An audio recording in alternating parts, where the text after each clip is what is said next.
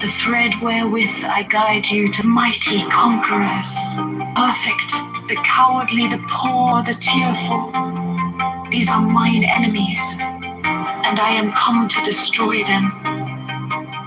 This also is compassion, an end to the sickness of earth, a rooting out of the weeds, a watering of the flowers. 25. Oh, my children, ye are more beautiful than the flowers. Ye must not fade in your season. 28.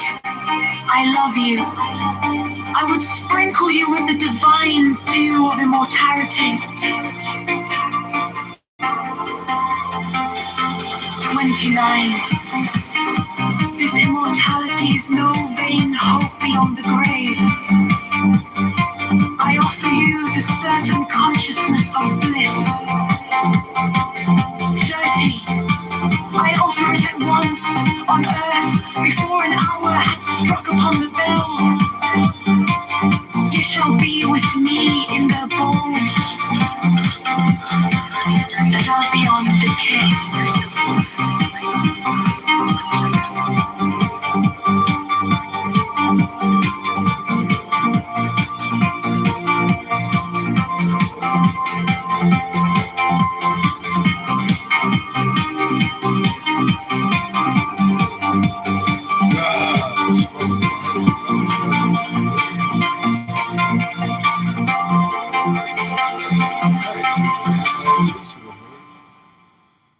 How are you this evening? All that he do is right, if so be that he enjoyed it. 10. I am come against sorrow, against weariness, against them that seek to enslave you. 11. I pour you lustral wine, that giveth you delight both at the sunset and the dawn. What the fuck was that? Come with me, and I will give you all that is desirable upon the earth. 13. Because I give you that of which earth and its joys are but as shadow. 14. They flee away, but my joy abideth even unto the end. 15. I have hidden myself beneath a mask.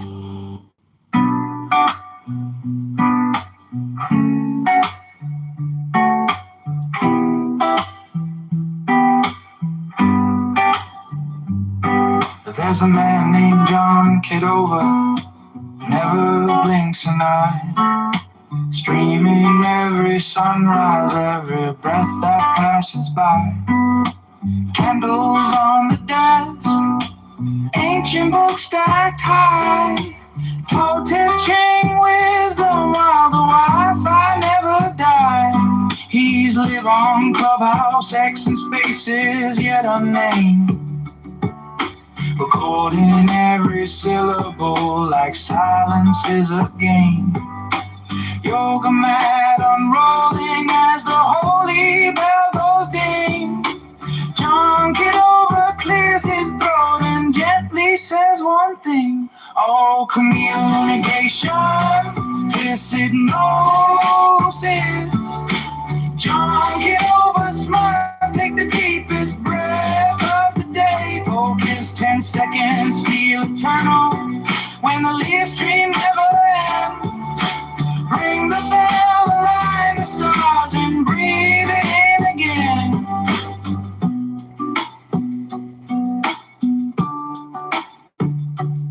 A magician of the Lima with a live stream glow. Crowley in the morning, Kabbalah after the show. Tree of life behind him, mic turned up just so. Every Sephirah illuminated lotus pose on camera. Chakras in a row. Mute your mind, says John Kitover, and let awareness flow. He reads some ancient wisdom like it dropped last night, then quotes it mid-sentence in a very modern light. Oh, communication is hypnosis. John Kitover counts the seconds, calm and ceremonious. 10 seconds, don't rush it, let the bell begin to ring. Democracy, divinity, and live stream everything. Writing candidate for Congress, pen held like a wand. John Kitover manifests a bill with will and calm. Policy meets prophecy, ballots meet the soul. Raise your vibration, also please remember to enroll.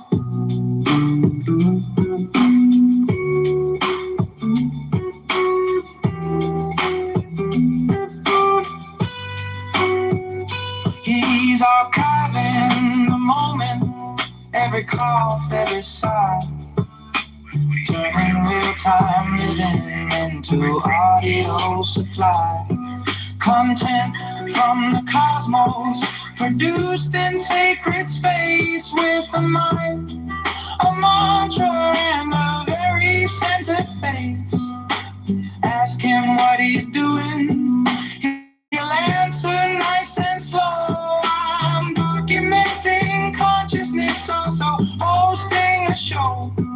Bell rings once for presence, twice for cosmic bliss, 3 times if you forgot to like, subscribe, and coexist. All communication is hypnosis. John Kitover breathes out, the moment grows enormous. 10 seconds, hold the silence, let the live stream roll on through. Is that Optimus Prime? Ancient truth, modern feeds, John Kitover live for you. We meet again. How dare you come to the John Kitover song room? I heard that you were listening to one of my songs. I appreciate it. It's a pretty good song, but I will destroy you with my laser nuclear deep particle blaster! Riding, stream rolling, John Kitover. Compared to our conflict. I think you need to look up the way Optimus Prime talks. You're not selling yourself these days. 24/7, 365. Well, you should look after yourself so I can destroy you in the future.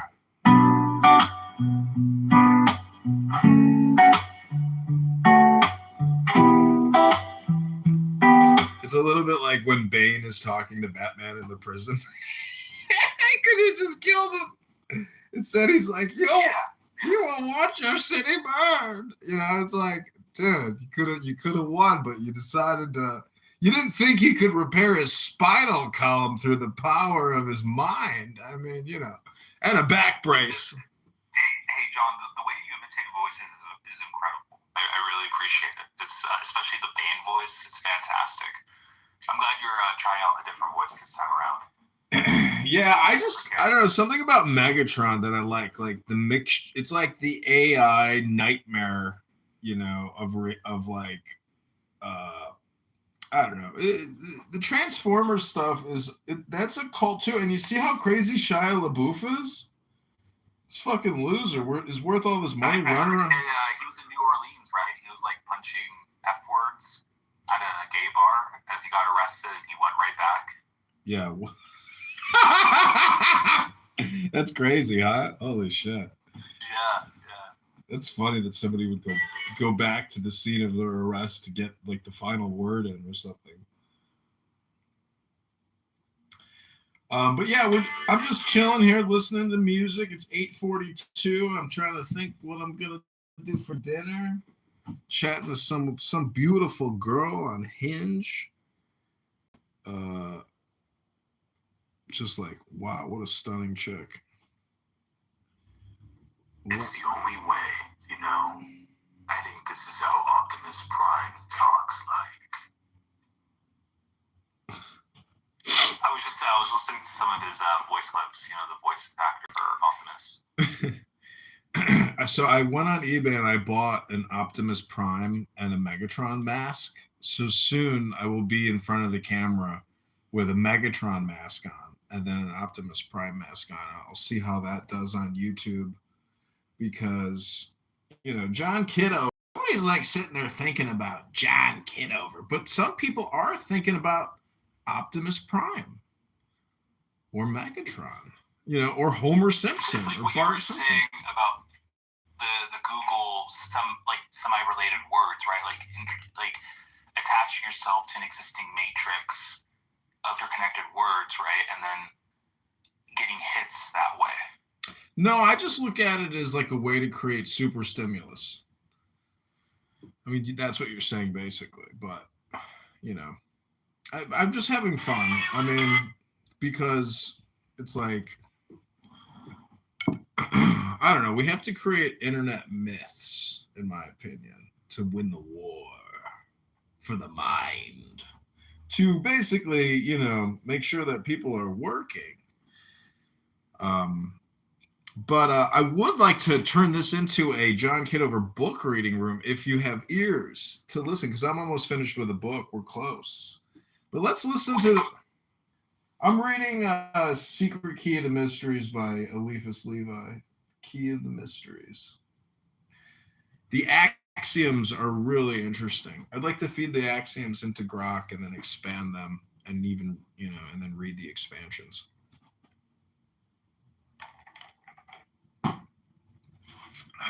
It's a magic book. Well, everything in life is magic, you know. No. Interconnected. No, that's not true. As you heard in the, as I was talking to the Nigatron of the incel, Nigcel world, like not everything is magic. Some stuff is not going to go anywhere. Some stuff is just like, you know, burnt ash, you might call it. Which page are you on the Key of the Mysteries? What was that?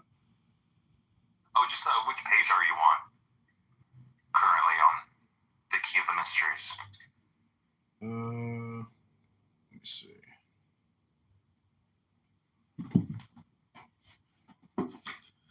I am on 248. Hola, bendiciones. Quiero compartirles que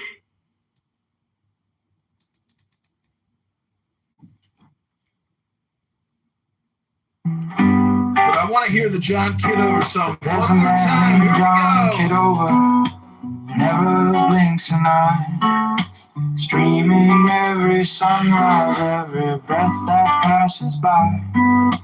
Candles on the desk, ancient books stacked high, tall teaching wisdom while the Wi-Fi never died. He's live on Clubhouse, X and Spaces yet unnamed, recording every syllable like silence is a game. Yoga mat unrolling as the holy bell goes ding. John Kitover clears his throat and gently says one thing: all communication, this hypnosis. John Kitover smiles, take the deepest breath of the day. Focus 10 seconds, feel eternal when the live stream never ends. Ring the bell, align the stars, and breathe it in again.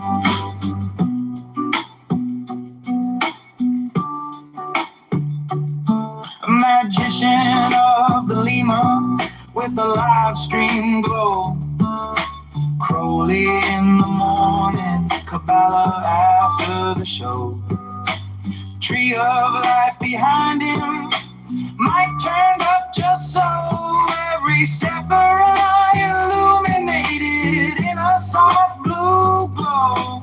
Lotus pose on camera, chakras in a row. Mute your mind, says John Kitover, and let awareness flow.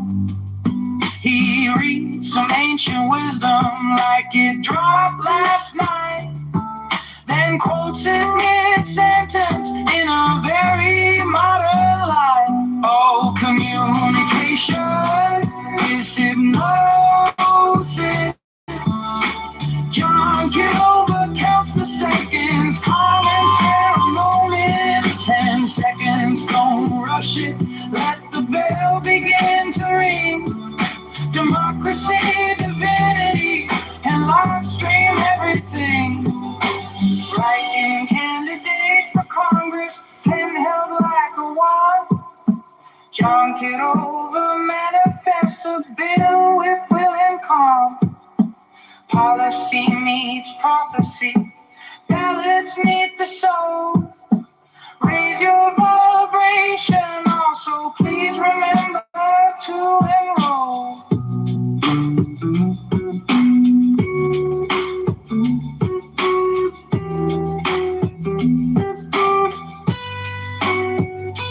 He's archiving the moment, every cough, every sigh, turning real-time living into audio supply. Content from the cosmos, produced in sacred space with a mind, a mantra, and a very centered face. Ask him what he's doing, he'll answer nice and slow. I'm documenting consciousness, also hosting a show.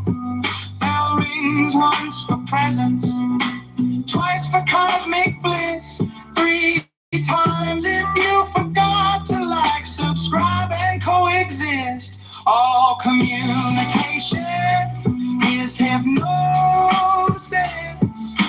John Kitover breathes out, the moment grows enormous. 10 seconds, hold the silence, let the live stream roll on through. Ancient truth, modern feeds, John Kitover live for you. Riding, stream rolling, John Kitover lives 24/7, 365.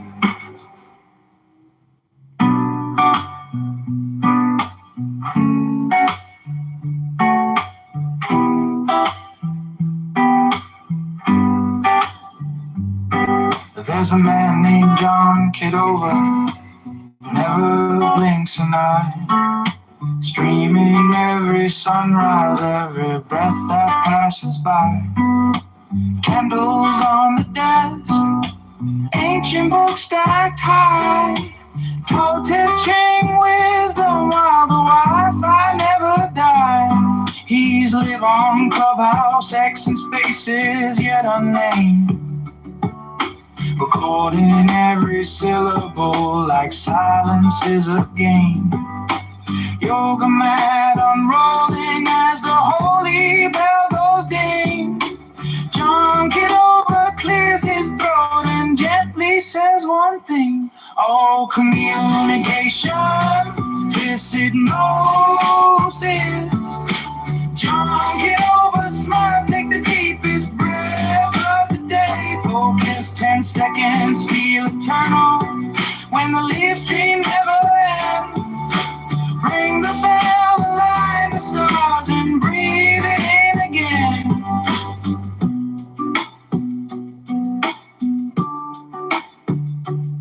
A magician of the Lima with a live stream glow. Crowley in the morning, Kabbalah after the show. Tree of life behind him, mic turned up just so every sapphire illuminated in a soft blue glow. Lotus pose on camera, chakras in a row. Mute your mind, says John Kitover, and let awareness flow. ancient wisdom like it dropped last night, then quotes it mid-sentence in a very modern light. Oh, communication is hypnosis. John Kitover counts the seconds, common ceremonies. 10 seconds, don't rush it, let the bell begin to ring. Democracy, divinity, and live stream everything. Writing candidate for Congress, pen held like a wand. John Kitover manifests a bill with will and calm. Policy meets prophecy, ballots meet the soul. Raise your vibration, also please remember to enroll.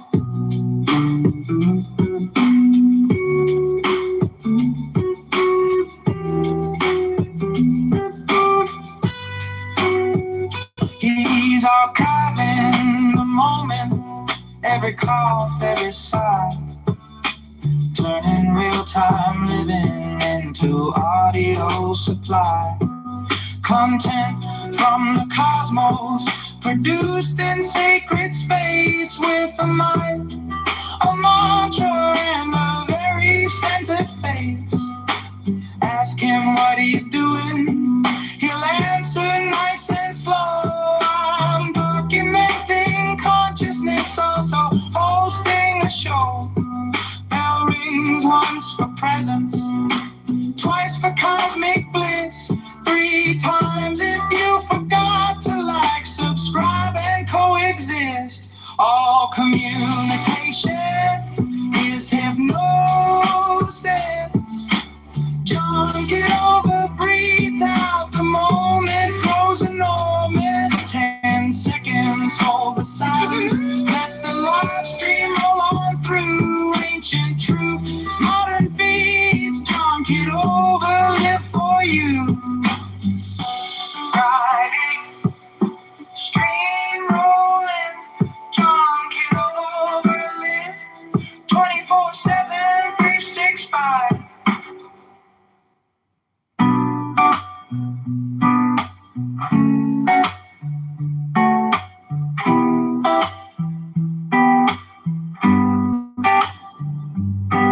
There's a man named John Kitover, never blinks an eye, streaming every sunrise, every breath that passes by. Candles on the desk, ancient books stacked high, taught teaching wisdom while the Wi-Fi never died. He's live on Clubhouse, X and Spaces, yet unnamed, recording every syllable like silence is a game. Yoga mat unrolling as the holy bell goes ding. John Kitover clears his throat and gently says one thing. Oh, communication, this hypnosis.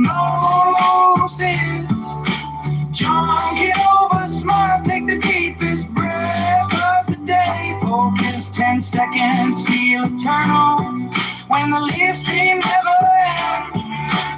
Ring the bell, align the stars, and breathe it in again.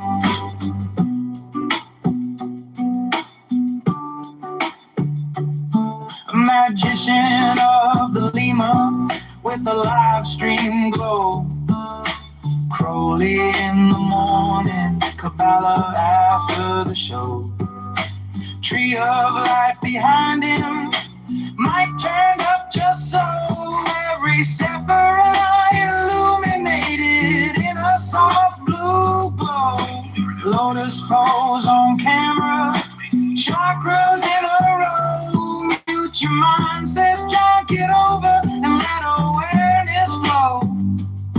He reads some ancient wisdom like it dropped last night, then quotes it mid-sentence in a very modern light. Oh, communication is hypnosis.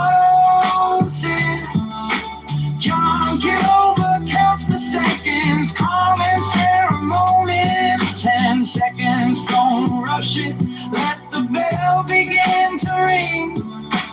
democracy, divinity, and live stream everything.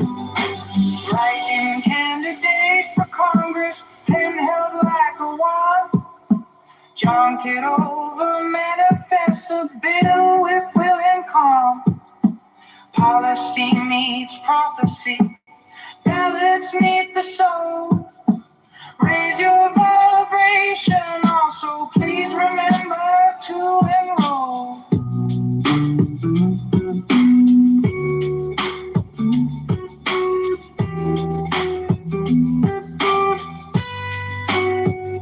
He's archiving the moment, every cough that. Well, Norma, welcome to Trump War, day number 4. Candidate for Congress, pen held like a wand. Good shot. How is it day number 4? Oh, it's just an arbitrary, number. I just chose 4, not 10. 10, not 11. 10, not, for number 4. You don't like the number 4? I just don't know, when did this war start? Rabboni Shalom, it's just an arbitrary number I chose for the sake of quickly creating the room, because if you go to Amir's room, he's on day number 14, or day 15. I'm not sure exactly, but. It's more like, I think, 18. Oh. Well, Rabboni Shalom, what are you doing the rest of the night? I'm going to have some spaghetti, go out. Oh, I wanted to share with you the good news. I made a Belgian waffle, and it was incredible. Oh, that's interesting. You got the batter correct. The batter correct, and I topped it with tons of Canadian maple syrup, peanut butter, cinnamon. Oh, it was and walnuts. It was heaven. What's in the batter? Well, I buy the pre-mixed batter, but I did look at. Oh, yeah. Yeah, I did see how to make it yourself, but. Flour, egg, a little bit of baking powder, baking soda, I should say. Oh, it was a very bloated 24-hour period. I mean, I think I ate all the bread that I had. I ate like bagels and toast and 2 Belgian waffles. I was like, oh, Wow. oh, I overdid it. Oh. This is the thing about Trump, is holding back the shock troops before you really decimate them. That's the strategy I would go It's a with. gradual escalation. I hear people saying exactly what I was saying pre-Gaza invasion, and you corrected me. You were like, they figured out the way, so if there's a will, there's a way. Wait, you mean when I said that they've been planning this for 20 years? No, that how to get people out of buildings, how to prevent sabotage, how to prevent your soldiers dying. Israel figured out how to systematically. Get people out of tunnels, you mean? That too, yeah, everything.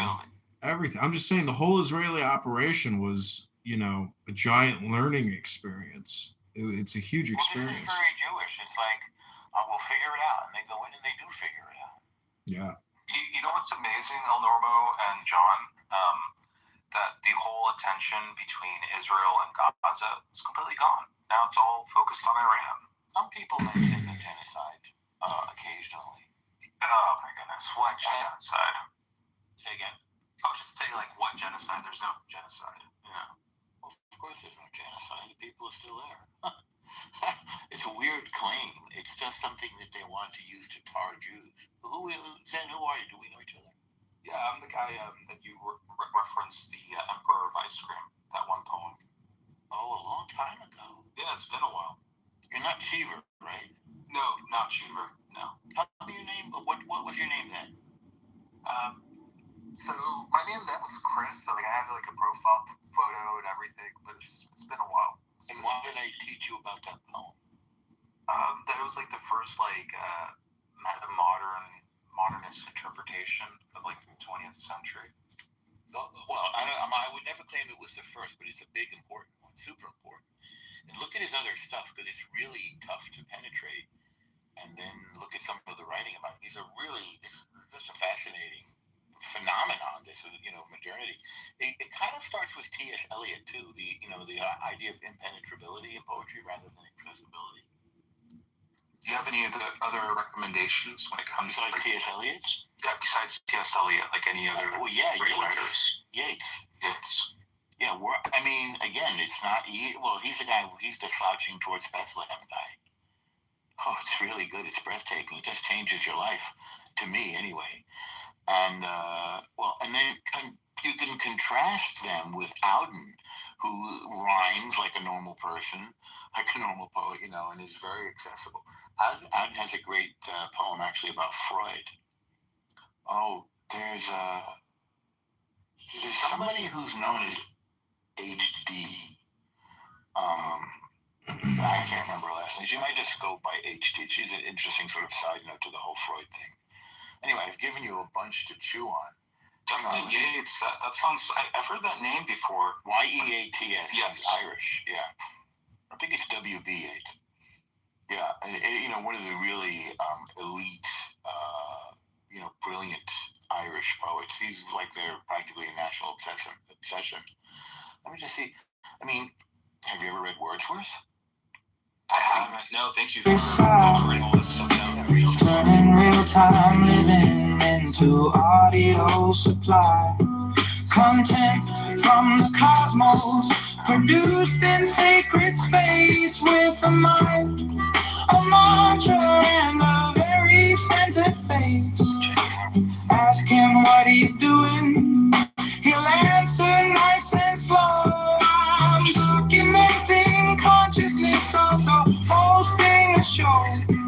Bell rings once for presence, twice for cosmic bliss, 3 times if you forgot to like, subscribe, and coexist.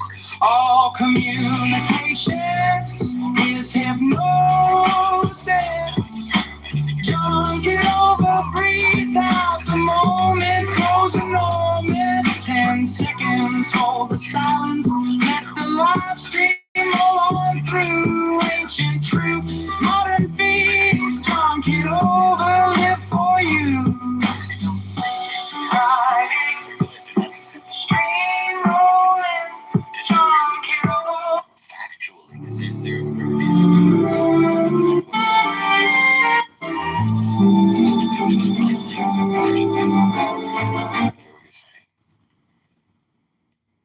Even if you're like bringing up incredibly like logical facts. Tremendous detail, yeah. Like people are still saying that we have no idea why we're in Iran right now, even though all the casus belli, the reasons for the war have been spelled out so clearly. No nukes, no ballistics, no sponsorship of terror, proxies, and no slaughtering your own people. They're such reasonable objectives, Yeah, especially with Iran, using their own missiles to launch at neighboring countries. Isn't that weird? Yeah, it's super weird. It's like, why would you do that? Like, that's a definite reason why you shouldn't have nukes in the first place. If you're willing to use missiles on neighboring countries. I got a notification that they just tried to attack Diego Garcia, and then there was an addition, or else Dubai. I'm just not sure. But Dubai has really been taking a beating. I think they really hate Dubai because it's more Western facing and has a peace deal with Israel. Especially they're liberalizing their women's rights. They can drive cars now, and they're trying to integrate with the globalized economy further. And Iran doesn't. Well, I don't think women should drive. I agree with them on that one.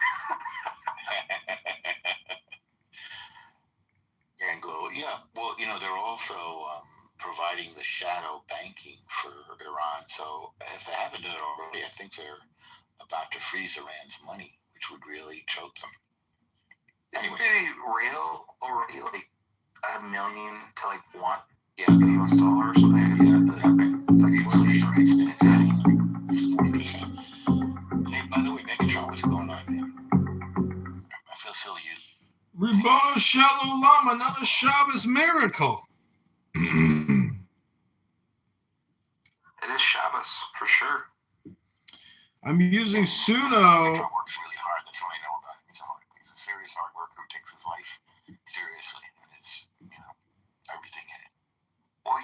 I'm not really a Jew, but I'm a Seventh-day Adventist.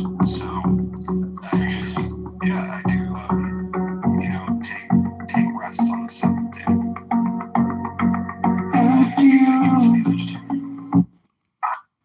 So I took a bite of Chick-fil-A and never looked back. Oh boy, that was your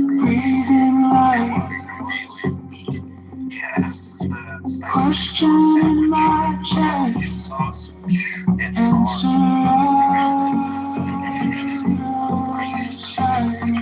footsteps, heartbeat, same slow sound. Faith is walking on, not seeing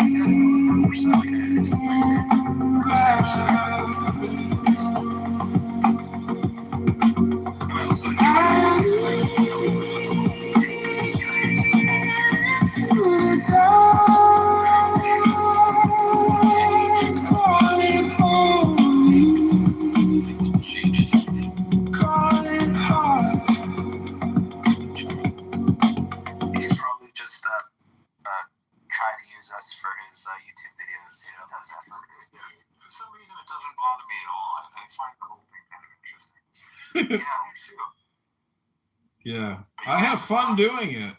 You know, the whole thing is joy in the goal, joy in the experience, and it's been a lot of fun. And I love creating clips of myself addressing a room. You know, if you're in a big room with a lot of people, and then I just free flow a funny shtick, and I create a clip 60 seconds. It's like I'm creating stuff. I'm supposedly in the new economy. And if we live in an information technology, you know, an age of IT, I tell people in IT all the time that I used to work with, I was like, you know what IT stands for? And they'd say, what? Information technology. I go, well, it's not so much the medium. In many ways, it is, you know, what's being said. So I like my book collection. I love mixing what I would call my creation or my art submission to either artists or critics, because today I had somebody laughing because I said, you know, it takes an artist to know an artist, but it takes a critic to, you know, have an artist. So it's like this Taoistic melange, and I just love harvesting here. I am spice mining on Dune, you know, intelligence. And I think a lot of people here kind of are essentially propagandists or Kabbalists, meaning that they know that the milieu they create and the hate they spread is political, and it's a war. And when you realize as an American that this whole country is completely upside down in terms of the demographic for what we would call subversive or either undemocratic and anti-republican forms of government, and our Constitution specifically calls out a Republican form of government, there's no coincidences, is what I'm trying to say. And if you like synergy and you like to dance and get down and be groovy, well, if you're Irish, is kind of like what I'm trying to say. You know, Irish, I was drunk, but I prefer to kiss me. I'm Irish. It's all a joke, ladies and gentlemen. Opa, welcome to the room. Where's Timmy Robinson, that Tim guy from Ireland? That Jew hater. You know, he actually has. Oh, I know that guy. You mean Mr. Anderson? Yeah. Yeah, he's really sicko. Wait, but I was gonna say, John, before we move on, Zen said he liked occult investigation, so I wanted you to recommend to him. He recommended The Key of Mysteries. I was gonna recommend something else too. It's called the Tanya. Yeah, Tanya. Tanya, yes. I love the Tanya. It's great. It's fantastic. I wish there was like an audiobook format of it, completely read it.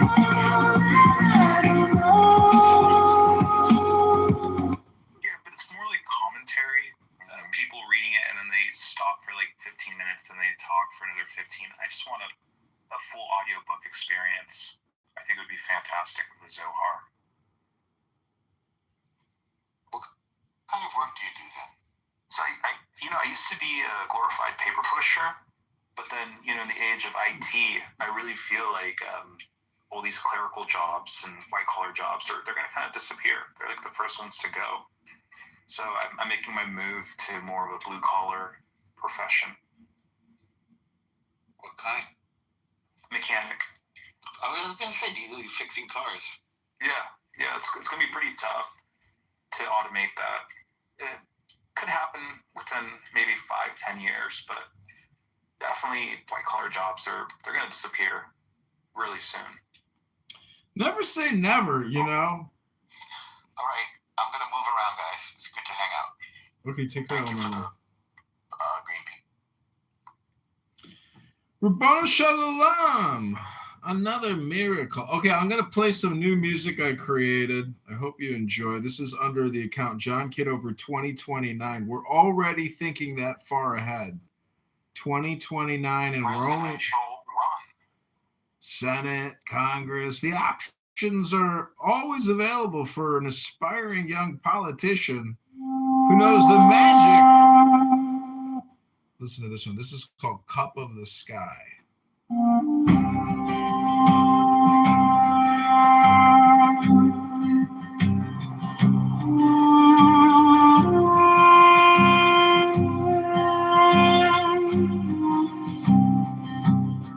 Knock on a door made of your own ribs, dust on your lips, thirst in your eyes. Carry a bucket down to the river. The river lives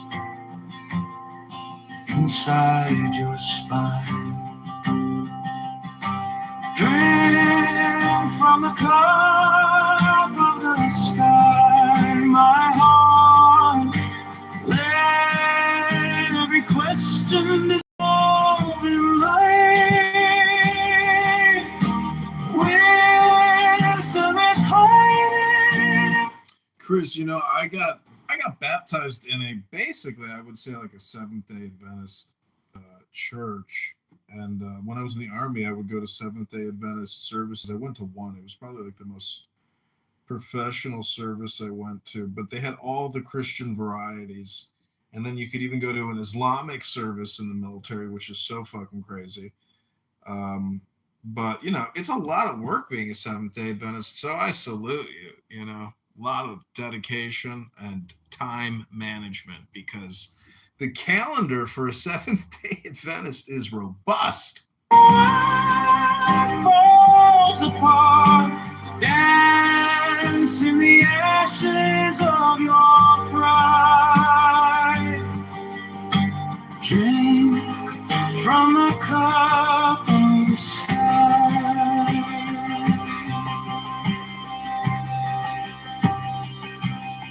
The reed is hollow, that's why it sings. It bled for the blade that set it free. Be like that flute, emptied and open. Let every loss turn into bleed.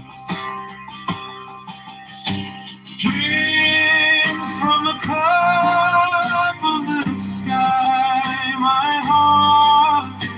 Let every question dissolve in light.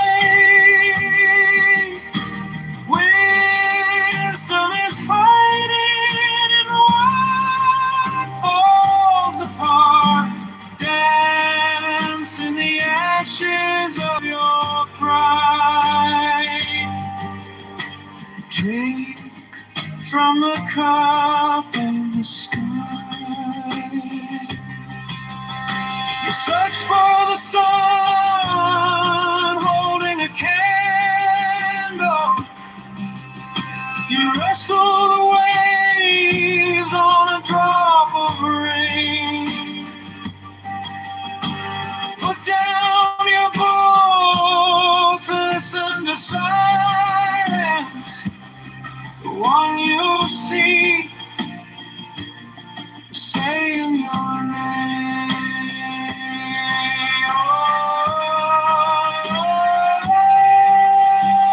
Drink from the cup of the sky, my heart. Let every question dissolve in light. Wisdom is hiding in what falls apart. Dance in the ashes of your pride. Drink from the cup of the sky, my heart. Drink from the cup of the sky.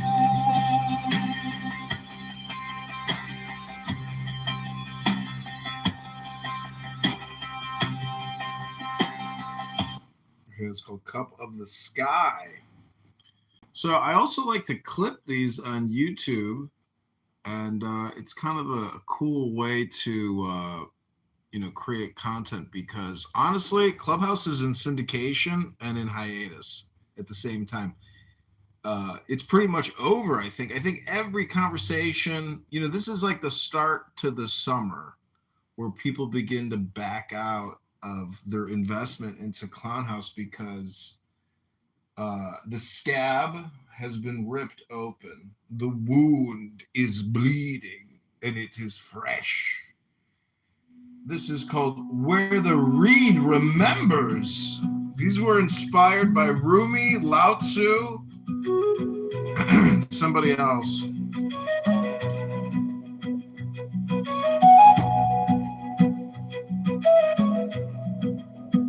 Old man in the market measures rice with trembling hands. Lifelines like river maps etched across dry lands. He says, child, this dust once called itself gold. Every king I watched went home the way you go. I guess that was just a preview. Okay, this is called Circuits of Believing. So we did Lao Tzu, we did Rumi, and the third one was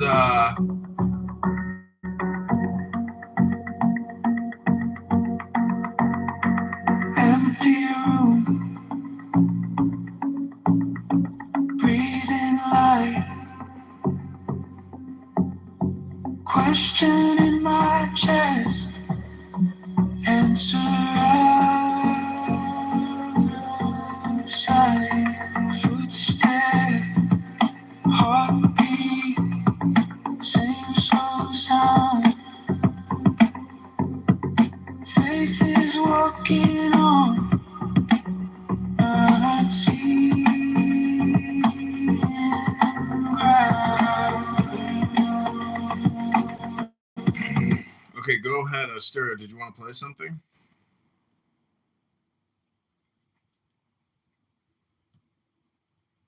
Hello?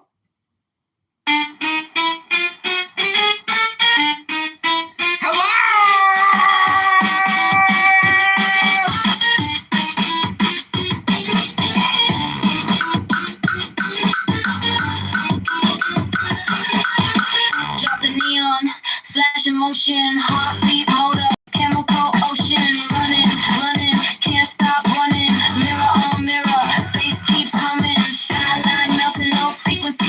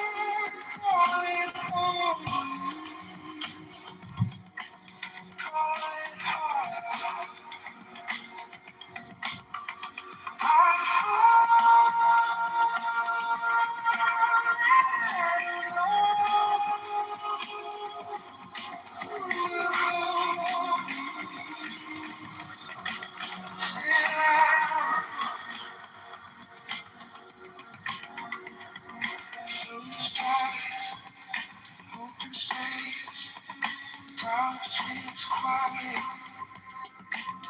at the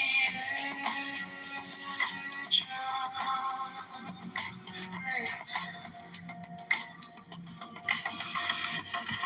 Every fear, passing cloud, name it, face it, and let it drift back out.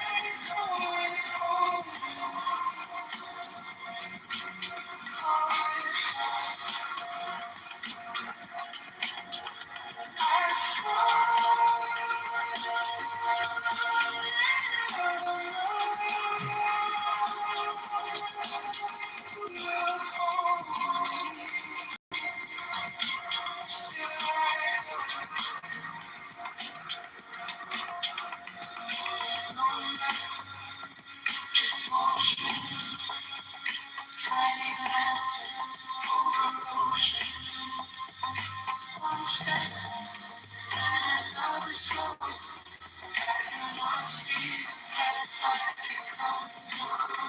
I live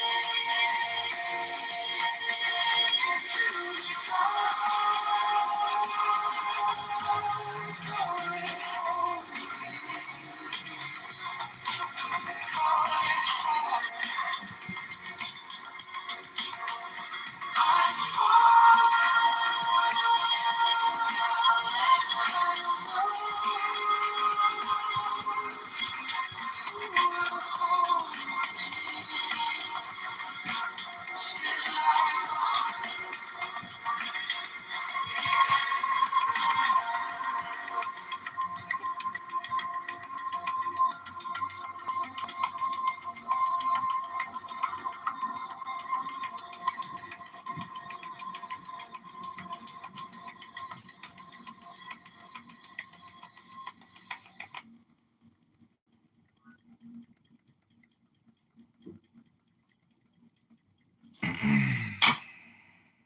All right, welcome back, everybody, to Trump War.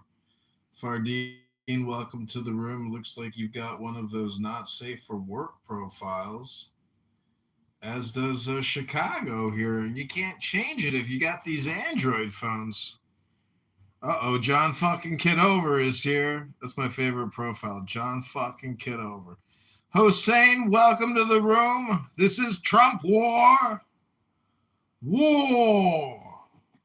All right, I'd like to do a little book reading here. This is your good friend, an alien resident warlord Megatron, sent from the outer limits of the abyss of hell to give you a book.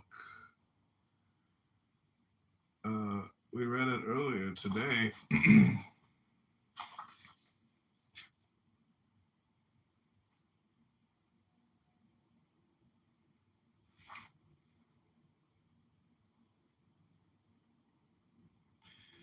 Okay. They have possessed themselves of our ascendant, as Paracelsus says, and where they wish to lead us, we shall go.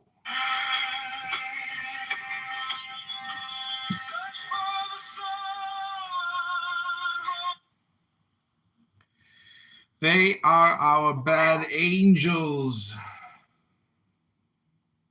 If I change my phone to Apple, I couldn't change this 18.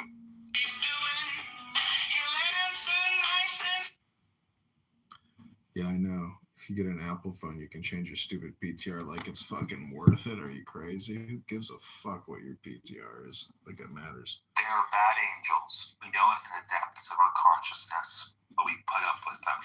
We have made ourselves their servants, that they also may be ours. Our passions, treated tenderly and flattered, have become slave mistresses, and those who serve our passions are our masters. We breathe out our thoughts and breathe in those of others, imprinted in the astral light which has become their electromagnetic atmosphere, and thus the companionship of the wicked is less fatal. To to the good than that of the vulgar, cowardly, and tepid beings. Strong antipathy warns us easily and saves us from the contact of gross vices.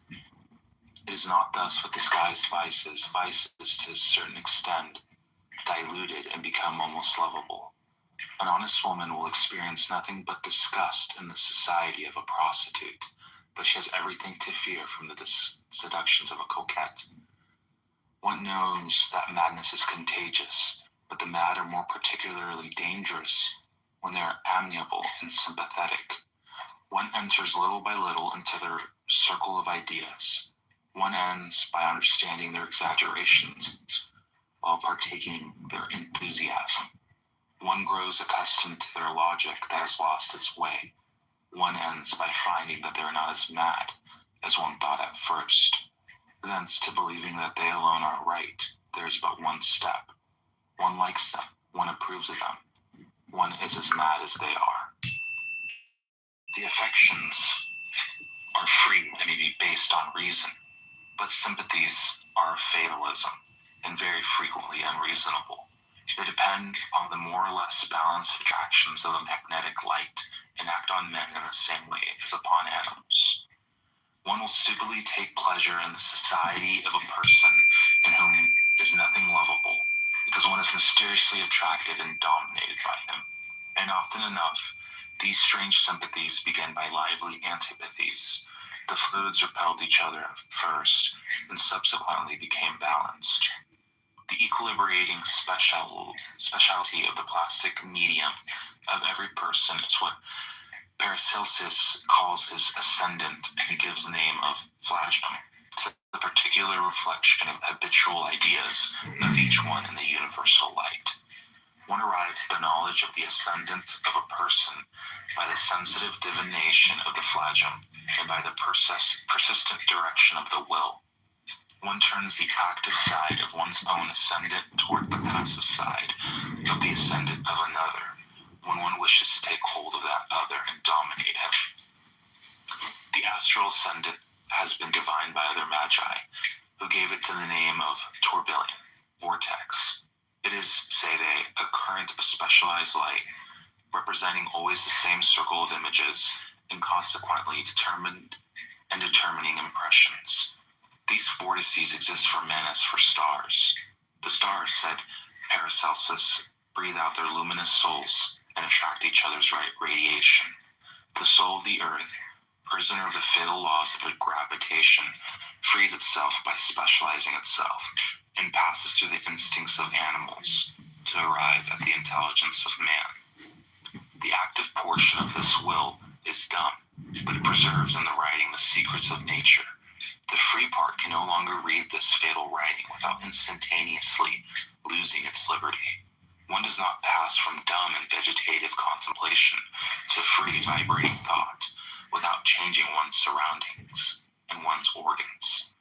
Thence comes the forgetfulness which accompanies birth and the vague reminiscences of our sickly intuitions, always analogous to the visions of our ecstasies and of our dreams. This revelation of the great master of occult medicine, there was a fierce light on all the phenomena of somnambulism and of divination.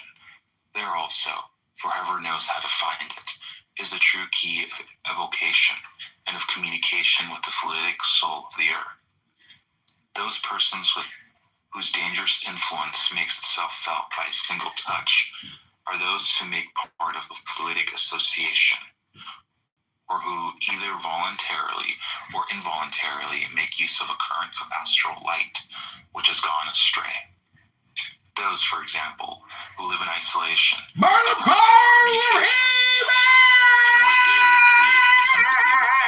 of gathered together in great number, as is ordinarily the case with shepherds, are possessed of the demon whose name is Legion, and in turn they reign despotically over the fluid souls of the flocks that are confided to their care.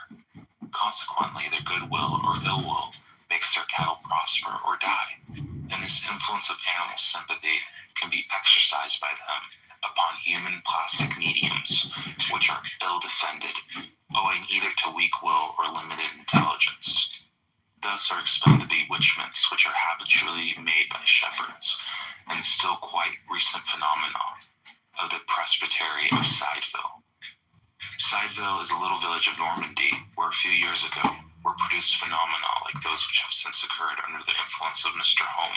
M.D. Merville has studied them carefully, and M. Guagenat des Mossois has reprinted all the details in a book published in 1854. The most remarkable thing in this author is that he seems to divine the existence of a plastic medium, or the fluidic body. We have certainly not two souls, said he, but perhaps we have two bodies. Everything that he says, in fact, would seem to prove this hypothesis. He saw a shepherd whose fluidic form haunted a presbytery, and who was wounded at a distance by blows inflicted on his astral larva.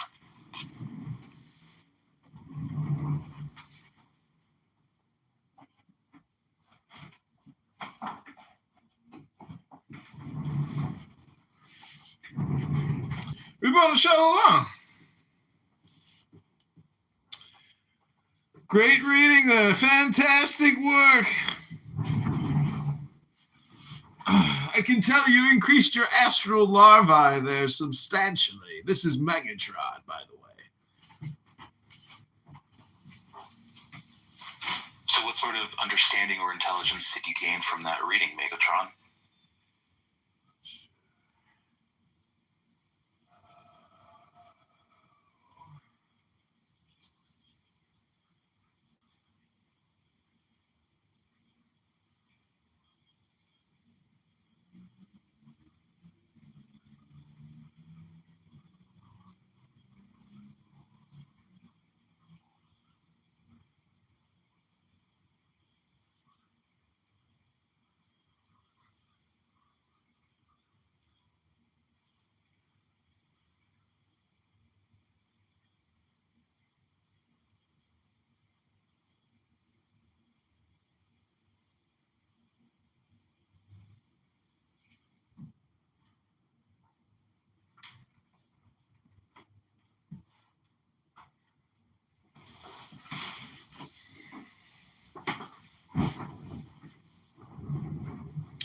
Okay, I'd like to go back in this book and then meditate over the axioms.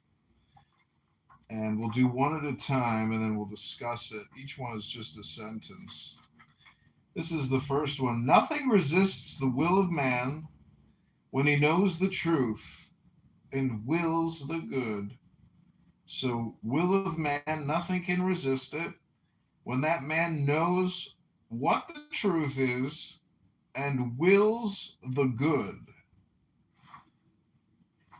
Axiom 2 is to will evil is to will death. A perverse will is the beginning of suicide.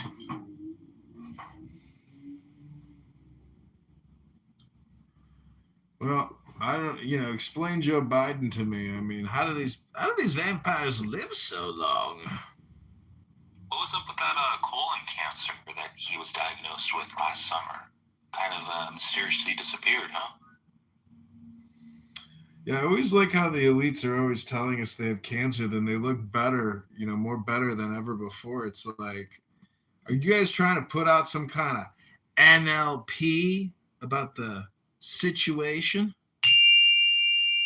Hello? I realized communication. What was that? Ellen DeGeneres and the baby foreskins that she puts on her face. It's kind of crazy. What was up with the wife too in the ambulance, like coming up? Yeah. They took her zombie wife away. What was that about? Okay, so doesn't matter what I was gonna say. Let's go to the next axiom. What does it say? So the next axiom says, to will good with violence is to will evil, for violence produces disorder, and disorder produces evil.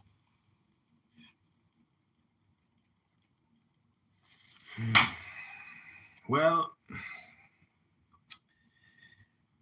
As my chef likes to say, can't make an omelet without cracking a few eggs!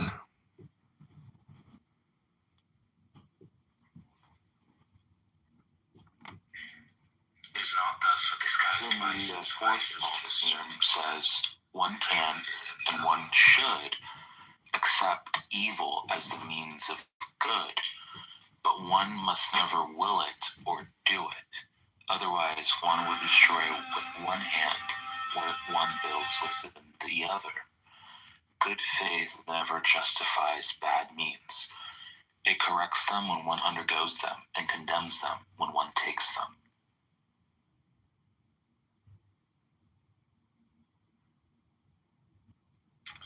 These sound pretty smart. You know, compared to most of the stuff that I hear on this app, I'm kind of like flummoxed, almost as if you're updating my AI robot Megatron intergalactic star death system of war. But that's just me. I'm Megatron. It's the colloidal particles inside your brain that are reformatting themselves. Well, Megatron is not opposed to Alex Jones' nutraceutical products like Blue Silver, because naturally my blood is made of mercury. All right, axiom number 5. To have the right to possess always, one must will patiently and long.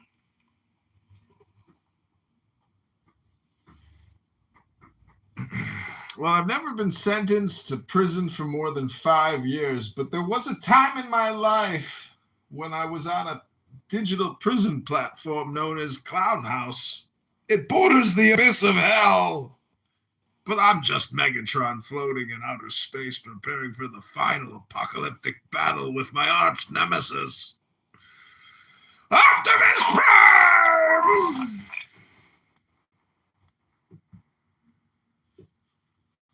So here's the 6th axiom.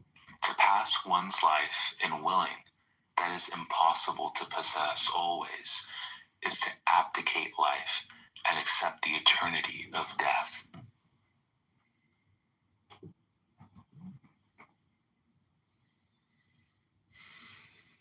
I'm glad Megatron isn't here to listen to this intelligent information, which could make him more powerful than me, Megatron! Axiom number 8. The more obstacles the will surmounts, the stronger it is. It is for this reason that Christ glorified poverty and sorrow.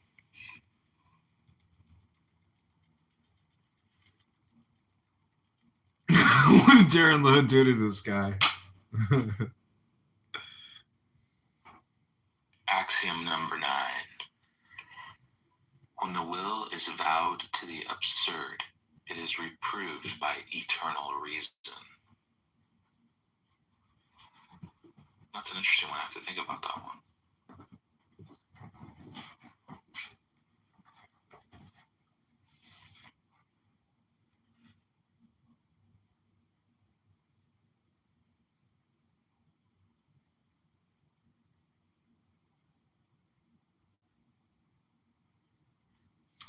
I mean, when the will is vowed to the absurd, it is reproved by eternal reason. So the absurd is like the fool, meaning that the Joker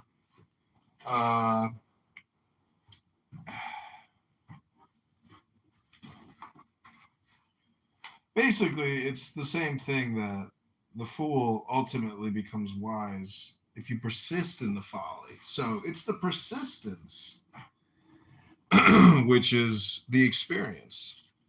And Rabbano Shalom, you know. Makes sense.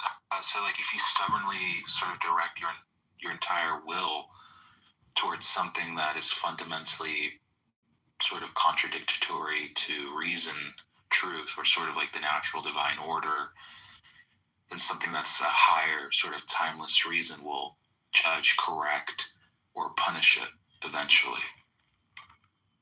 Okay.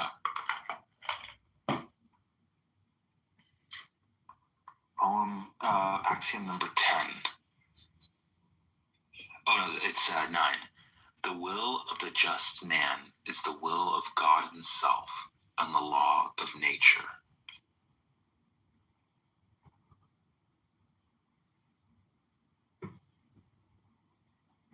Number 10. Number 10. It is by the will that the intelligence sees. If the will is healthy, the sight is just. God said, "Let there be light," and light is. The will says, "Let the world be as I will to see it," and the intelligence sees it as the will has willed. This is the meaning of the word "so be it," which confirms acts of faith.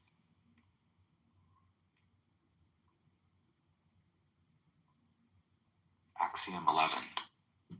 When one creates phantoms for oneself, one puts vampires into the world, and one must nourish these children of a voluntary nightmare with one's blood, one's life, one's intelligence, and one's reason, without ever satisfying them. Axiom 12. To affirm and to will what ought to be is to create. To affirm and will what ought not to be is to destroy. Axiom 13. Light is an electric fire put by nature at the service of the will. It lights those who know how to use it and burns those who abuse it.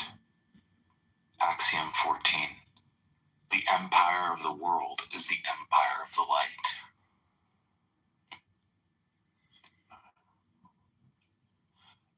Axiom 15. Great intellects whose wills are badly balanced are like comets which are aborted suns. They have no direction.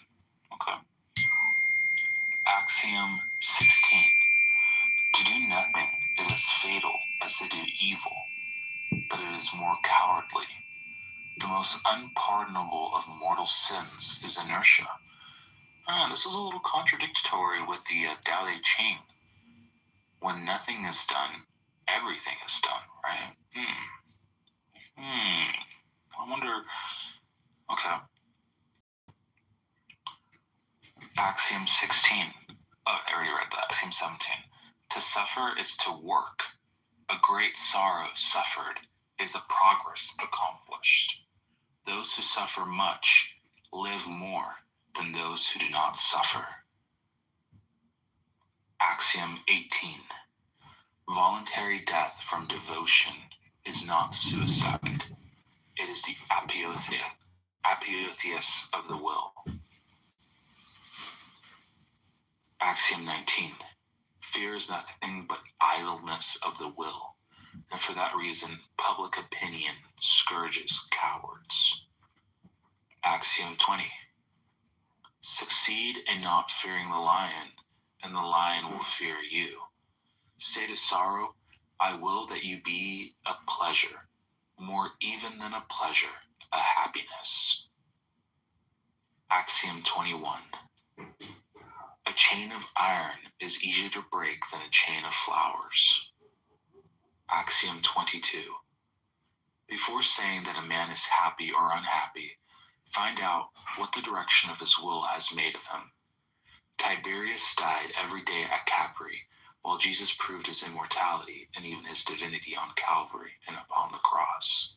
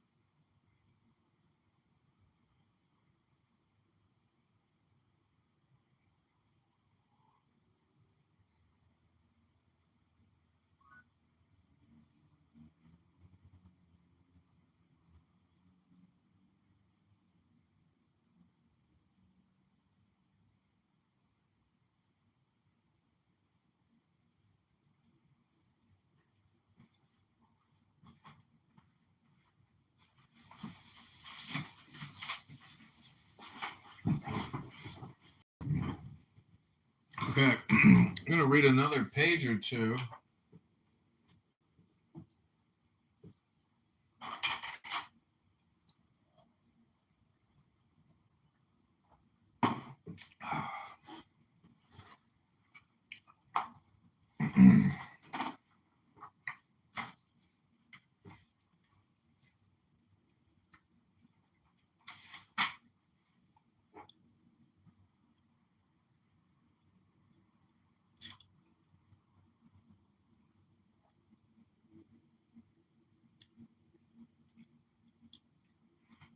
Okay, it's page 250.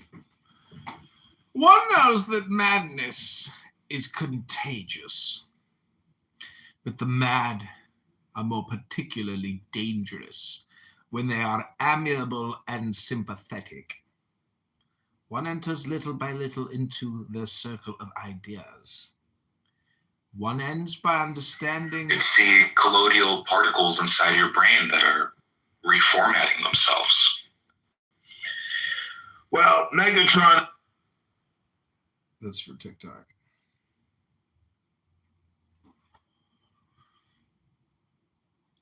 One enters little by little into the circle of ideas. One ends by understanding their exaggerations, while partaking their enthusiasms. One grows accustomed to their logic that has lost its way. One ends by finding that they are not as mad as one thought at first. Thence to believing that they alone are right, there is but one step. One likes them. One approves of them. One is as mad as they are. The affections are free and may be based on reason, but sympathies are of fatalism, very frequently unreasonable. They depend on the more or less balanced attractions of the magnetic light and act on men in the same way as upon animals. One will stupidly take pleasure in the society of a person in whom is nothing lovable because one is mysteriously attracted and dominated by him. And often enough, these strange sympathies began by lively antipathies. The fluids repelled each other at first, and subsequently became balanced. The more obstacles,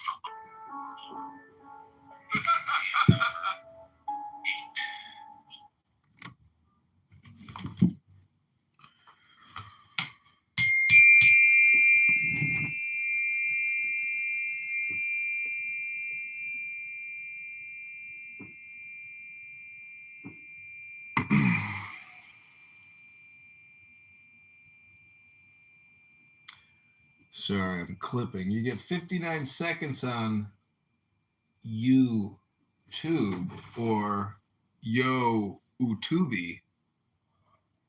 Megatron, have you read the book Reality is Plastic? I think so, yeah. I mean, not like, I didn't read it like this, but I think you showed it to me once. But in this book, they talk about the plastic of reality. And I was thinking about it like, in the way that we mold ourselves or we create molds. And every actor is technically just like a mold. And what's it about? I mean, is there something you want to say about it? No, it kind of relates to like this sort of thing, what he's talking about, like how people's wills are similar to being plastic, what you were saying, being molded. Yeah, I mean, I saw an image once of somebody who was chiseling themselves out of a block, of marble. So like we're constantly, like our words are basically like the chisel, and it's a question of how we're sculpting ourselves with the words we use. And it's so funny listening to projections on this app when you hear people make really crude, disgusting projections, and you're just like, oh man, this is all projection. People use other people as their totem of projection, and they make certain groups of people evergreen totems. Do you know what evergreen means?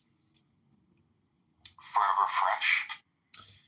Yes, it's the forever calendar. It's our 365 days of evergreen, meaning like it's all pre-planned, and people project onto certain people or groups their projection. And I would call those recipients of the projection evergreen, meaning that there's universal projection targets of projectionists. Does that make sense? Hello? Haven't seen Jazzy around either. It's been a while. Oh, she's been in chillism. I've been recording her for weeks now. Doesn't she have a child to take care of? She's always free in the morning. She's always chirping in the mornings. Dr. Jazzy. She's a loud one. Search for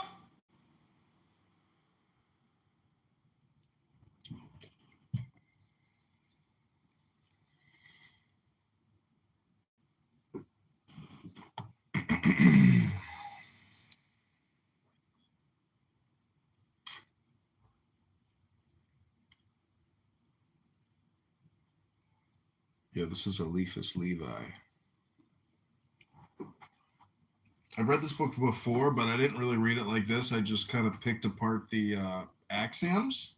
But I spent more on this one. This is a purple goat leather bounded book by the Hellfire Club out of London. And I've never really read the whole thing, but what's funny is it was translated by Crowley, but the whole work is actually almost all of Crowley.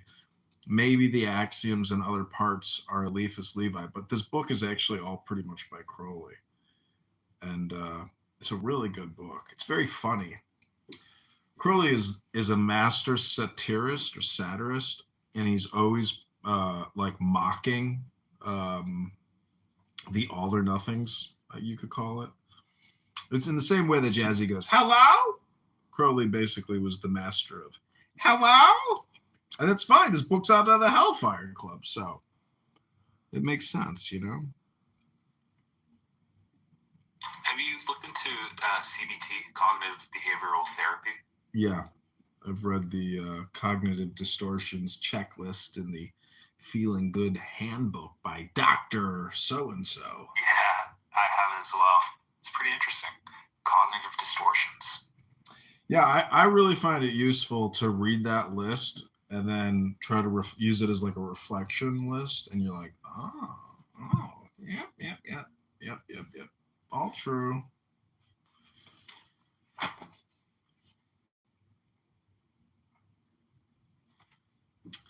Okay, so this is a book, what is this thing called? A bookmark. It came with the book, but this is the Rights of Man by Crowley, Liber LXXV11, or not sure what that is, Roman numerals. But it says the law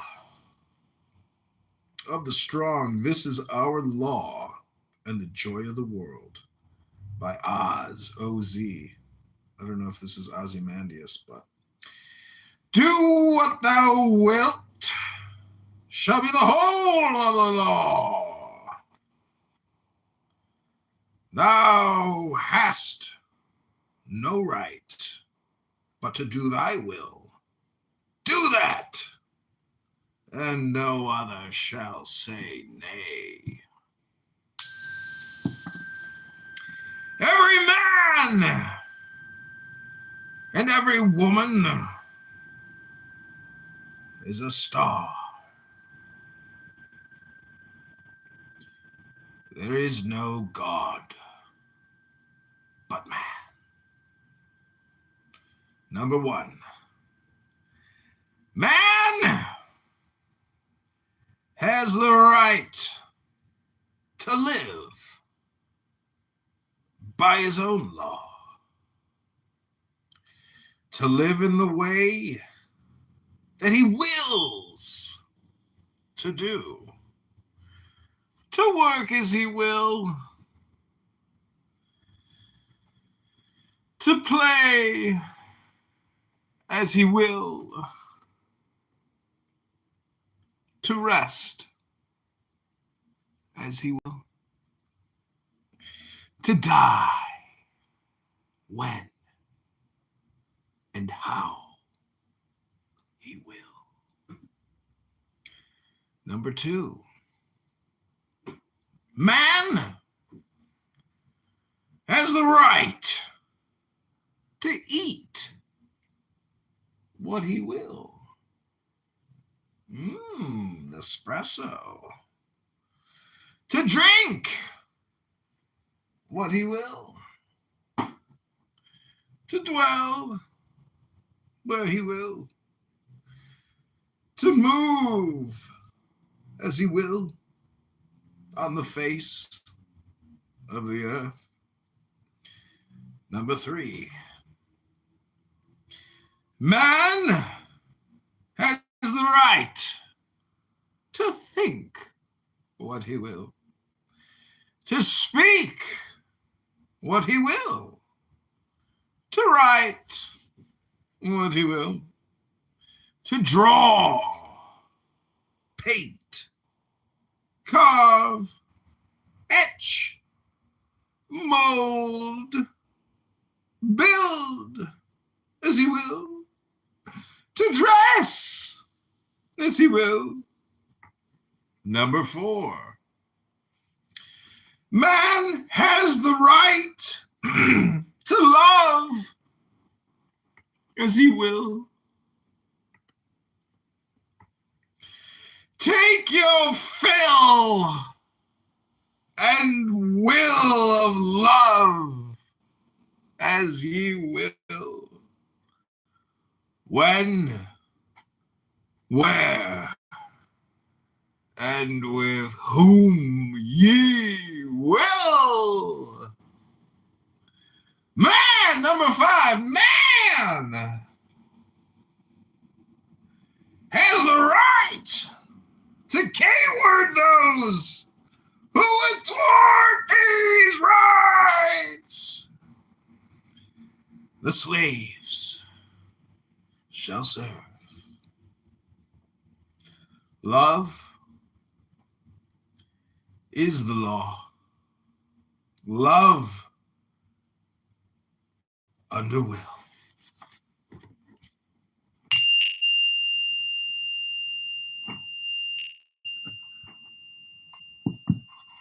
Beautifully read.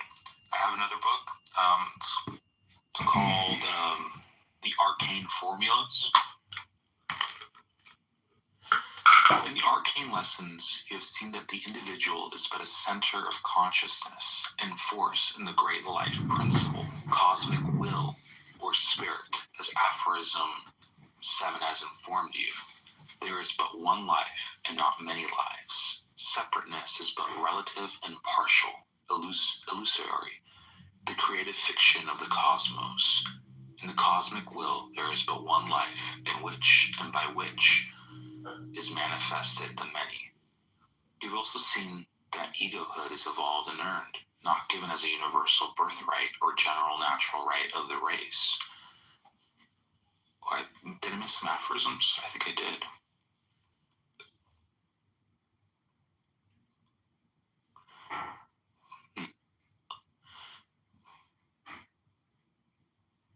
I really want to test blood check tomorrow.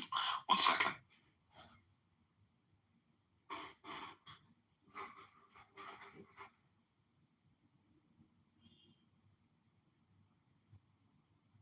I didn't miss any of the aphorisms.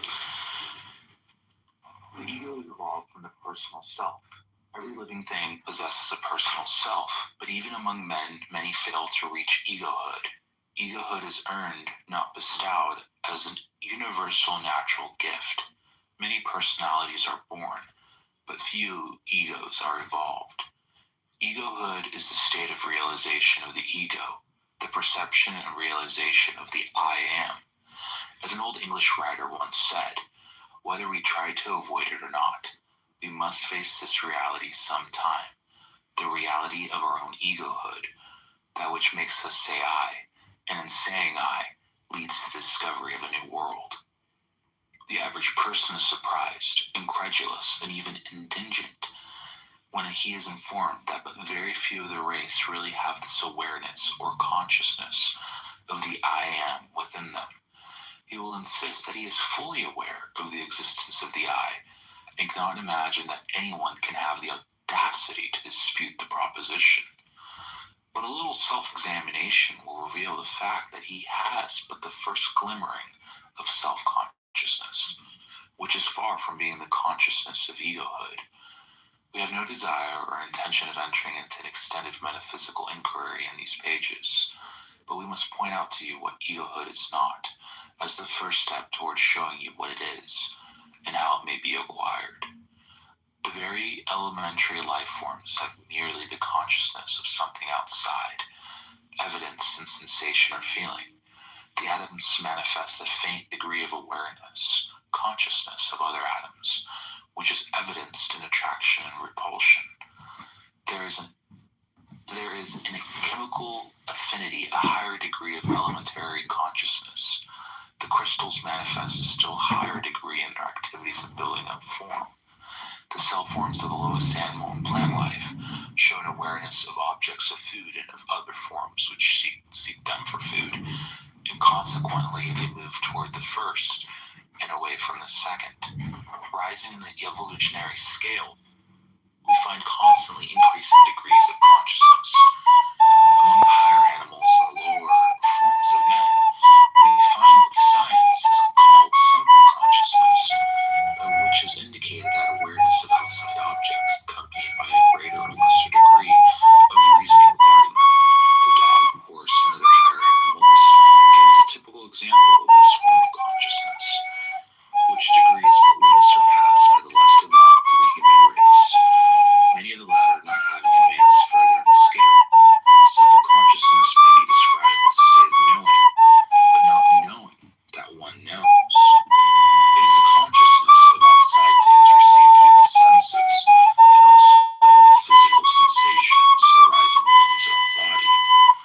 But as a man advancing in the scale, there came to him the degree of consciousness, which is known as self-consciousness, in which the sense of I becomes. Have you looked into CBT, cognitive behavioral therapy?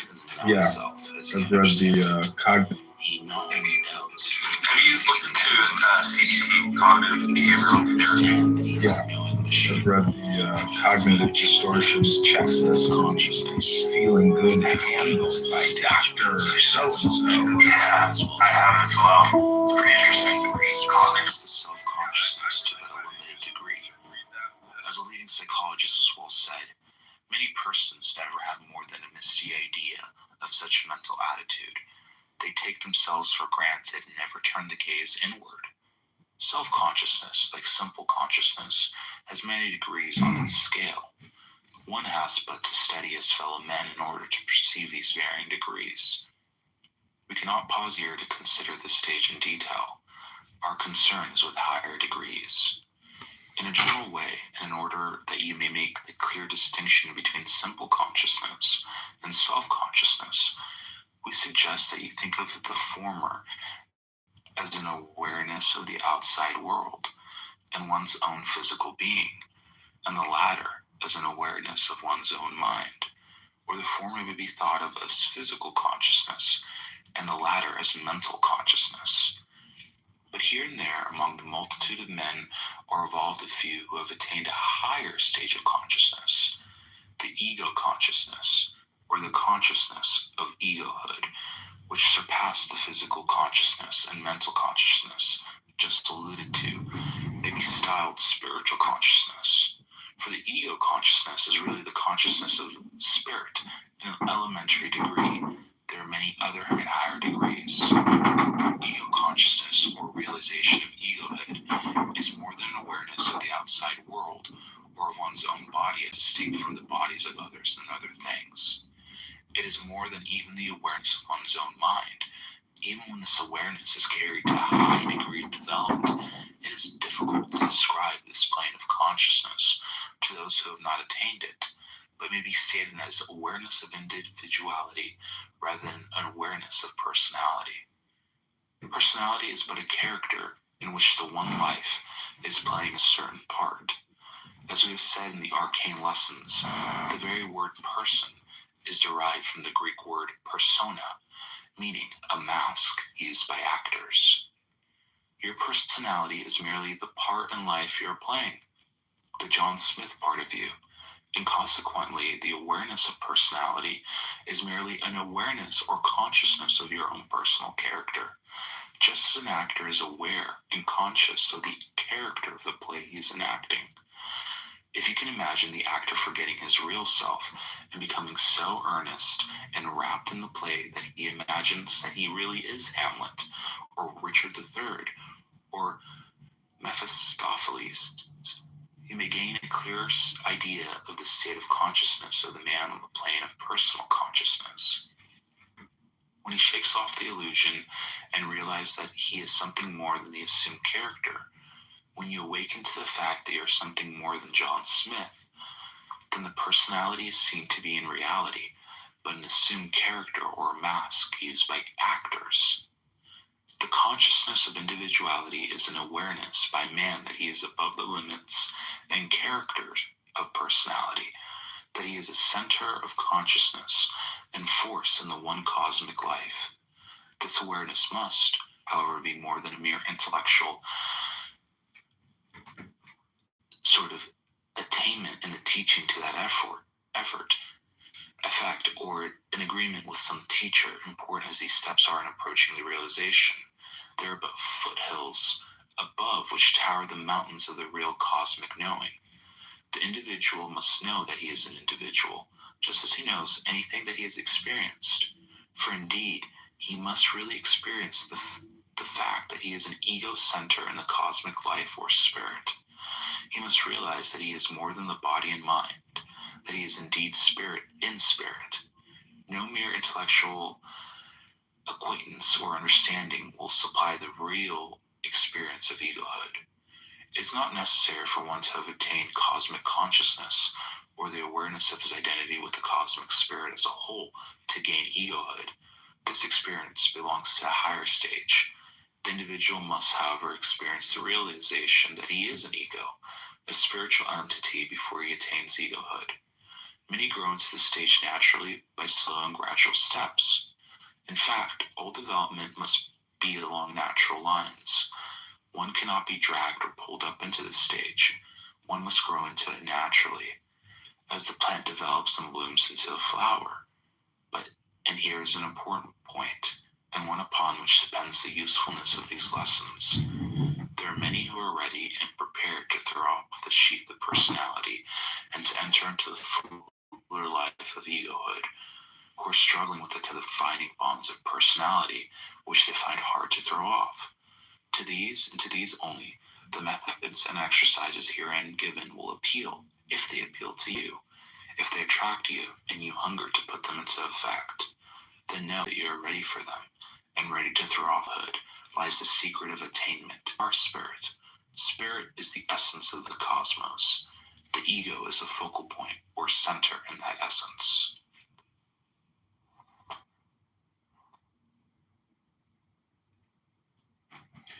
Excellent work, Zen. You have brought much Zen to Megatron, whose life has been rather stressful trying to conquer the galaxy as an AI sentient Megabot. The Decepticons are always disappointing me. They're not the best army the universe has ever seen, let me tell you. So thank you for that, Zen.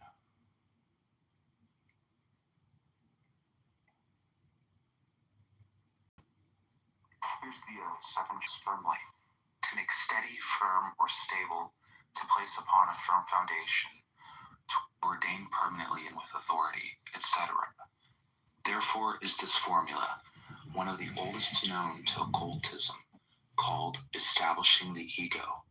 Its mastery imparts the sense and power of firm settlement and steady foundation of the consciousness of the ego, the identification of the self with the self.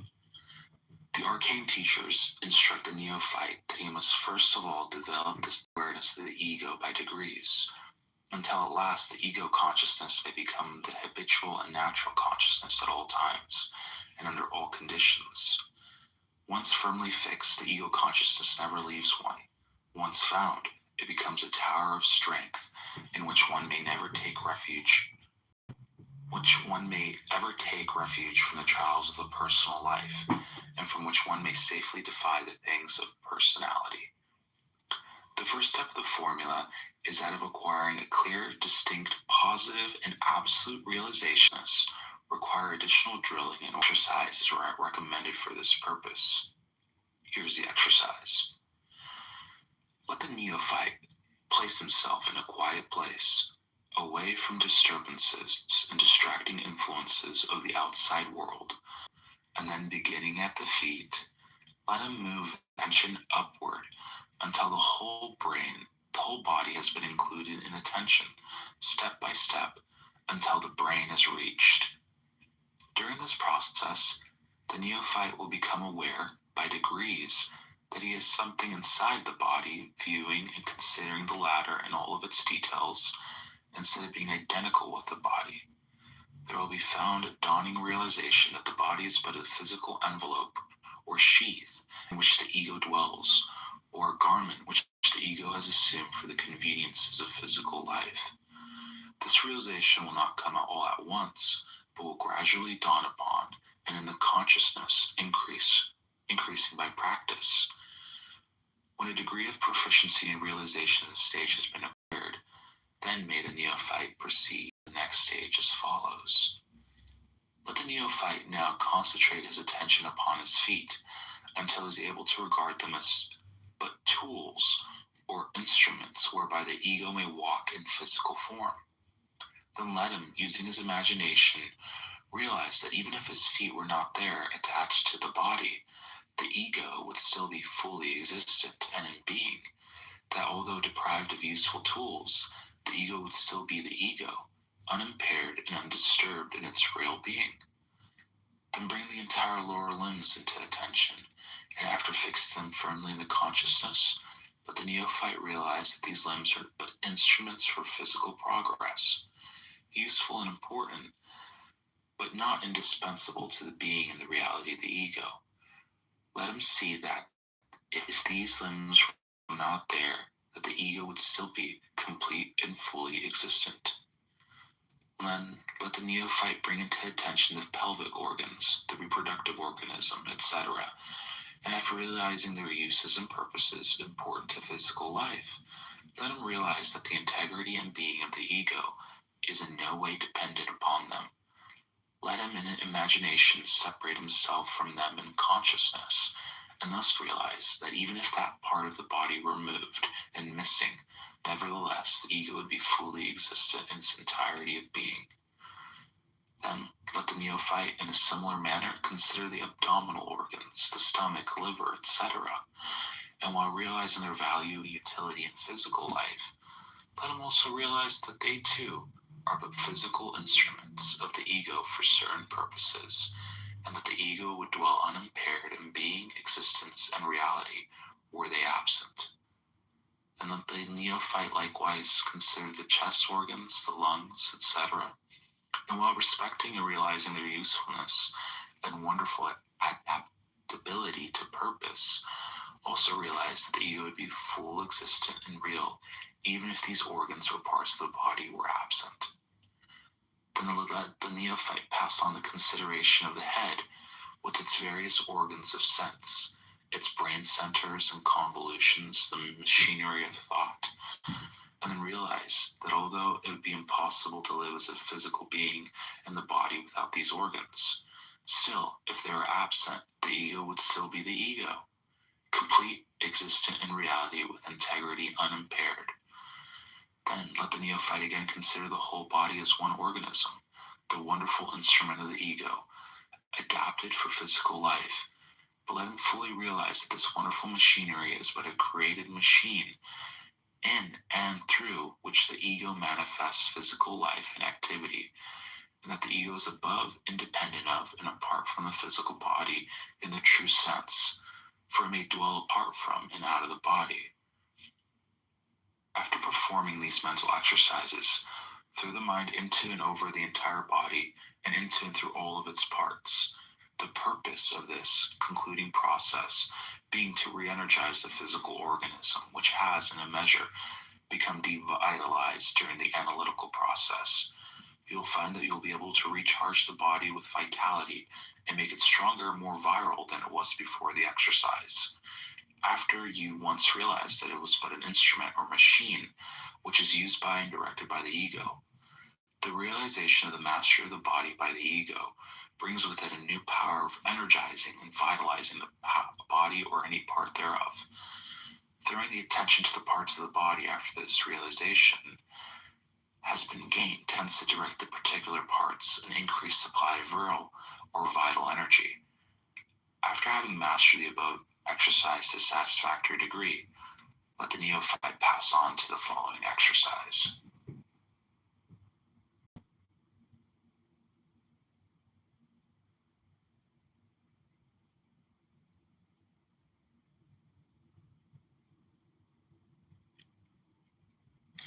Ribbon Shalom. What a beautiful little reading there. I got a little book here from Israel. I don't know if you know about it. Very powerful magic. Very interesting, powerful Megatron magic. This is the morning service, and it says, "And there shall come for Zion a Redeemer, and for those who turn aside from transgression, saith the Eternal. And as for me, this is my covenant with them, saith the Eternal, my spirit that is upon thee, and my words which I have placed in thy mouth shall not depart from thy mouth, nor from the mouth of thy children and thy children's children, saith the Eternal, from now until evermore. But thou art holy, dwelling amid the praises of Israel. One calleth unto another, saying, Holy, holy, holy is the Eternal of hosts. The whole earth is replete with his glory. And they receive from one another the word and say, Holy is the highest, holy in the highest heaven of heavens, the abode of his glory. Holy upon earth, the work of his might. Holy to eternity, forever and ever, is the Eternal of hosts. Replete is all the earth with the refulgence of his glory. And a blast uplifted me, and I heard behind me, in a great rushing sound, Blessed be the glory of the Eternal, from his dwelling place, and a blast uplifted me, and I heard behind. John, it's 11:22. It was really fun catching up. Like, wisdom. It's getting a little late, but I appreciate everything. Okay, God bless. Have a great weekend. Take care. Okay, I'm going to put some music back on. This is Megatron.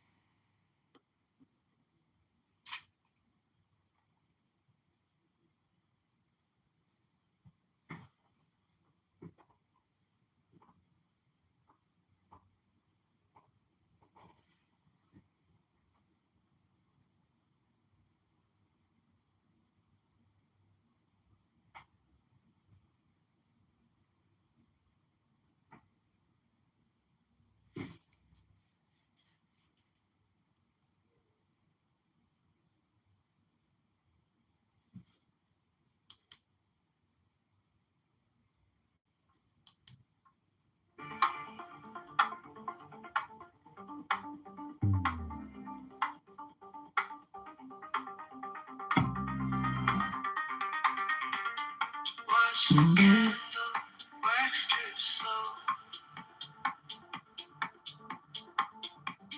Follow every little falling glow. Finger on your wrist, one tap.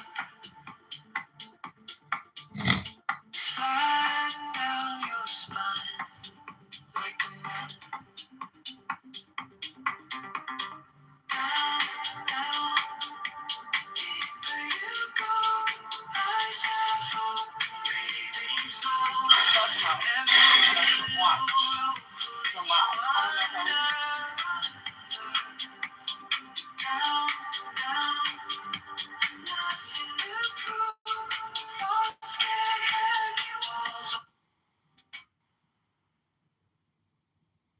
Powerful war song of Megatron, the supreme master and commander of the known life universe.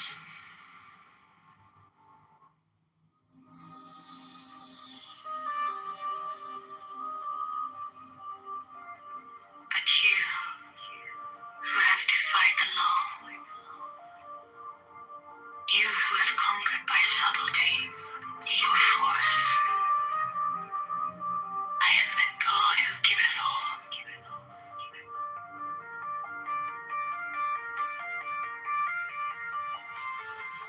20 I ask you to sacrifice. Nothing at mine altar. I am the God who giveth all. 20 wavelengths. Life, love, force, fantasy, fire. These do I bring you. Mine hands are full of these.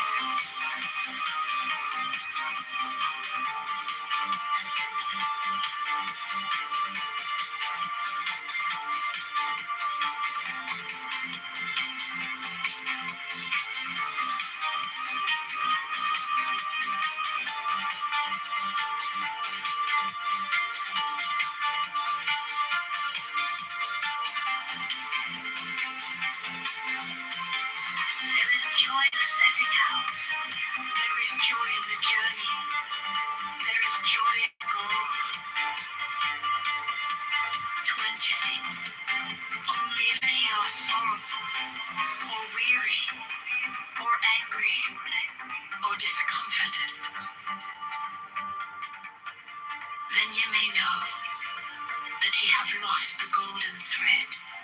The thread wherewith I guide you to the heart of the groves of Eleusis.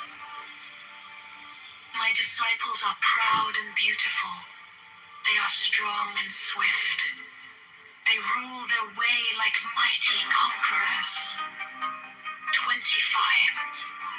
The weak, the timid, the imperfect, the cowardly, the poor, the tearful. These are mine enemies, and I am come to destroy them. This also is compassion, an end to the sickness of earth, a rooting out of the weeds, a watering of the flowers. 25. Oh, my children, ye are more beautiful than the flowers. Ye must not fade in your season. 28. I love you. I would sprinkle you with the divine dew of immortality. 29.